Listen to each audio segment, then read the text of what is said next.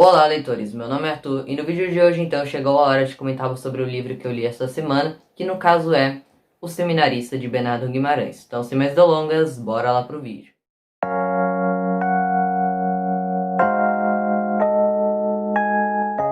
O vídeo de hoje não terá spoilers, tá? Então eu não vou falar sobre o final da obra e nem coisas do tipo. Então se você ainda não leu o livro, pode ficar despreocupado porque esse vídeo não terá spoilers. Como de praxe, eu sempre dou um pequeno resumo da vida e obra do autor para depois eu falar então sobre a minha opinião da obra e um pouquinho do roteiro da história, tá? Bernardo Joaquim da Silva Guimarães nasce então em Minas Gerais, Ouro Preto, no ano de 1825, em 15 de agosto. Ele acaba falecendo também em Minas Gerais, Ouro Preto, em 10 de março de 1884. Ele se muda para São Paulo, então, por volta dos seus 22 anos, para então estudar Direito, fazer faculdade de Direito. Ele chegou também a ser juiz municipal em Goiás, então vocês podem ver que a carreira, de Bernardo Guimarães foi além dos livros, tá? Dos poemas, dos contos que ele publicava. Antes disso, ele também fez outras muitas profissões. Ele também chegou a ser jornalista no Rio de Janeiro e crítico literário em 1858. Nessa época ele já escrevia algumas coisas. Ele estreia como poeta em 1852, porém ele ganhou nome, digamos assim, ganhou um nome de peso com seus romances do estilo romantista, da escola romantista do Brasil, onde era aqueles livros onde a gente tinha toda uma idealização, da mulher, tinha uma idealização também das coisas, enfim, era tudo escrito de uma forma meio afloreada, digamos assim. O José de Alencar é um grande escritor aí romantista também, caso você goste desse estilo de livro. E as obras de Bernardo Guimarães, pelo menos essa daqui que eu li, segue esse mesmo estilo, tá? Ele chegou a conhecer outros escritores também muito importantes. Um deles foi, inclusive, Álvares de Azevedo, que escreveu a obra Noite na Taverna, que é a obra mais conhecida dele, tá? Salvo me engano. Eu ainda não li, mas eu já tenho um livro aqui comigo, como vocês podem ver. Então, ele e o Guimarães acabaram fazendo aí uma certa amizade. Ele se casa em 1867 com Teresa Maria Gomes, onde com ela ele teve vários filhos. Ele ocupa a cadeira de número 5 da Academia Brasileira de Letras, ou ABL, e outras de suas obras então são Escravizaura, de 1875, essa sem dúvidas é uma de suas maiores obras, tá? O Garimpeiro, que é um romance de 1872, A Ilha Maldita, de 1879, O Seminarista, que é o livro que eu vou falar com vocês hoje, foi publicado em 1872. Eu acho que depois de Escravizaura, esse é o livro romântico, que é mais conhecido do autor. Uma poesia que ficou muito famosa do autor, que são Os Cantos da Solidão, que foi a estreia dele, no caso, nesse mundo da literatura, em 1852. Meu primeiro contato com Bernardo Guimarães não foi através desse livro aqui do Seminarista. Eu, há alguns anos atrás, tinha iniciado a leitura do maior livro dele, que no caso é A Escravizaura, nessa edição aqui. Porém, eu acabei parando na metade do livro, tá? Na página 46, eu tenho ainda marcado, porque eu achei a história um pouco tediosa, confesso pra vocês, tá? Não vou mentir. Reconheço a importância da escrita do autor e tudo mais, mas na época o livro não foi pra mim, tá? Talvez eu dê mais uma chance aí pro autor, quem sabe. Eu não encontrei muitas versões de edições de O Seminarista. Uma delas é essa daqui, da editora Príncipes, ou o selo Príncipes, da editora Ciranda Cultural. Eu já resenhei vários livros deles aqui, como A Viúva Simões, A Falência, Noites Brancas, Anne de Green Gables. Todos esses livros são publicados por essa editora, que tem como viés, assim, publicar livros num preço mais em conta, e uma edição até que bonita, tá? Então a gente tem essa edição aqui, onde a gente tem orelhas nela, tá? E as folhas dele são amareladas. E tem uma fonte até que bem agradável. Uma outra edição que eu encontrei foi uma da Martin Claret. E no mais eu não me lembro de ter visto outra.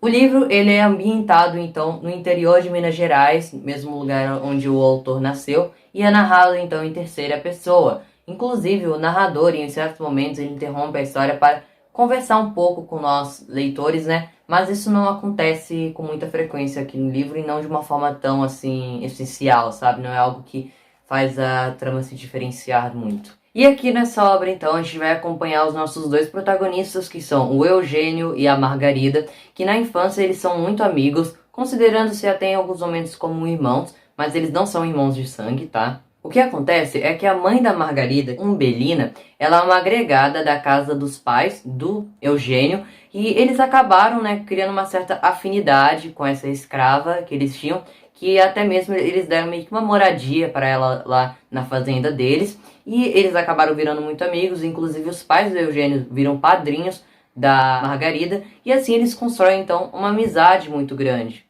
E a Margarida, ela é órfã de pai. O livro aqui diz que ele acabou morrendo nas guerras do Rio Grande do Sul. Então eles viviam brincando naquele campo e tudo mais. A vida deles até que ia bem. Até que um dia acontece um incidente aqui dentro da história que vai permear a trama aqui durante a história, tá? Ela vai ser relembrada em vários momentos, principalmente pela personagem da mãe, a senhora Astunes, né? Que é a mãe do Eugênio, em diversos momentos aqui da trama. Que é um certo dia, então, ainda na infância, a Margarida, ela estava brincando até que uma cobra se aproxima dela e, em vez de a picar, ela começa meio que a brincar realmente com a menina. A cobra, ela não faz mal nenhum à menina. E ao ver aquela cena, a mãe de Eugênio fica aterrorizada naquele momento e sente que aquilo quer dizer alguma coisa, sabe? Algo meio supersticioso. A mãe do Eugênio é colocada aqui nessa obra, como o pai dele também, como duas pessoas que seguem muito a religião e chegam até a ser meio que fanáticos em alguns momentos, fanáticos religiosos. Mas isso será até que citado aqui dentro do livro, que a mãe do Eugênio, ela acaba sendo meio que fanática pela religião em certos aspectos. Esse livro aqui também, ele vai mostrar muitas alusões a certas passagens bíblicas, como de Adão e Eva, aquela parte do paraíso e tudo mais. O casal, né, Eugênio e Margarida, será colocado aqui em certos momentos como se fossem Adão e Eva, ou até mesmo em outros serão comparados com Romeu e Julieta. E como a gente bem sabe, nenhuma dessas duas histórias de casais, né, termina bem.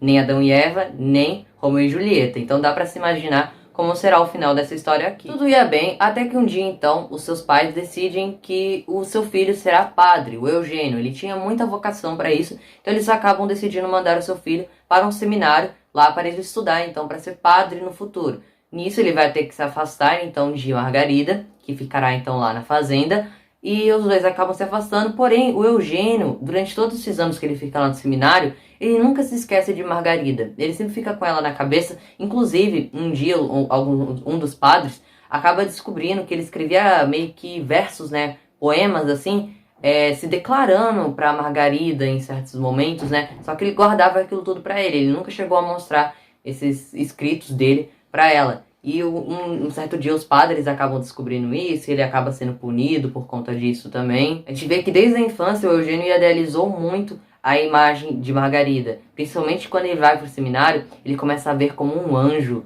Enfim, são características realmente de livros romantistas, e isso daqui é bem explícito aqui na trama. Anos se passam e Eugênio então faz uma viagem para voltar a ver os seus pais, né, por um tempo, e a Margarida também. E é a partir daí que eu tenho que parar de contar a história, porque essa viagem vai fazer o Eugênio mudar um pouco aí suas perspectivas. Esse é um livro que me começou sendo bem arrastado. Eu, até a página 50, pensava em todo momento abandonar a leitura. Eu não sei, parecia que a trama não engrenava, e ela era aquela descrição detalhada e tudo mais. E eu ficava, né? Mas depois o livro ele engrena bastante, tá? E fica até que bem envolvente. Esse daqui é um livro mais intimista, introspectivo, então não espere uma história com várias reviravoltas e tudo mais, pois ele se foca bastante no interior dos personagens, no sentimento deles e o que se passa na cabeça deles. E é tão triste ver como a vida desses dois jovens, né, acaba mudando tanto e é interferido tanto o destino deles por conta de outras pessoas. Então eles nunca tiveram realmente como decidir o que queriam realmente fazer de suas vidas. E sim as outras pessoas decidiam por eles. Então parece que em todo momento os dois nunca estão completamente felizes, ou nem chegam a estar realmente bem. Eles são sempre descritos aqui no início do livro como duas crianças muito puras, que são muito inocentes, mas parece que essa inocência vai sendo quebrada, sabe? Por conta de outras pessoas que vão interferindo na vida deles e acabam realmente destruindo essa inocência que eles tinham. É um livro que tem um final muito interessante, eu gostei do final desse livro aqui, tá? Eu diria pra você que vai ler este livro, espere, tá? Tenha paciência, que a história melhora depois. Bem, esse daqui é um livro que foi publicado há mais de 100 anos atrás. Então, pra gente poder interpretar bem dessa trama e filtrar realmente o que está acontecendo aqui, a gente tem que olhar o contexto em que o autor escreveu isso, como as pessoas pensavam naquele tempo, como se comportavam, como eram suas visões, e acaba incomodando realmente certos trechos aqui deste livro, tá? Principalmente em partes onde falam de trechos racistas, né, realmente, em certos aspectos aqui no livro, ficam mais evidentes, como na página 62, onde um dos personagens pensa dessa seguinte forma: no meio de todos aqueles perrapados que ali andavam, quase gente de cor, e sem eira e nem beira, ele, o único que possuía alguma coisa, que se trajava com decência, ele, o único branco legítimo que ali pisava, não tinha o menor receio de ser preterido, por mais quem quer que fosse. Pelo menos, essa era a sua firme convicção. Então, o Eugênio, né, esse daqui é um trecho onde o Eugênio, ele observa aquelas certas pessoas negras, né, que estão à volta dele durante o livro. Então, a gente vê que o personagem, ele tem, sim, essa visão racista, mas isso não quer dizer que o autor, ele também enxergava as pessoas assim. Esse é o ponto de vista dos personagens, mas o racismo, sim, ele é colocado em alguns momentos aqui na trama. Não em muitos momentos, tá? Não tem tantos trechos assim. Mas por isso mesmo eu fiquei curioso para ler Escravizaura, né? Onde todo esse tema, né, dos escravos e dos negros é colocado mais em pauta. E eu queria ver como é a perspectiva realmente do Bernardo Guimarães à escravidão e coisas desse tipo, tá? Porque para mim isso aqui em Um Seminarista não ficou muito explícito, tá? Eu não sei se Bernardo Guimarães era uma pessoa abolicionista, se ele era realmente uma pessoa racista, eu não sei. Mas fica evidente que pelo menos Eugênio aqui nessa trama era. Bem, então é isso, pessoal. Esse aqui é o livro da semana. Eu gostei, tá? Não é um livro ruim, mas tem aí certos pontos que deixam a desejar na história. Mas caso você tenha uma opinião diferente da minha e quer compartilhar aqui comigo, deixe embaixo nos comentários, tá? Sua visão sobre o livro e tudo mais. Se você concorda com o que eu falei, se não concorda também, tudo bem. Enfim, é isso então. Se você gostou do vídeo, já sabe, deixa o seu like, se inscreva e não esqueça de seguir o canal lá no Instagram, @olá.leitores.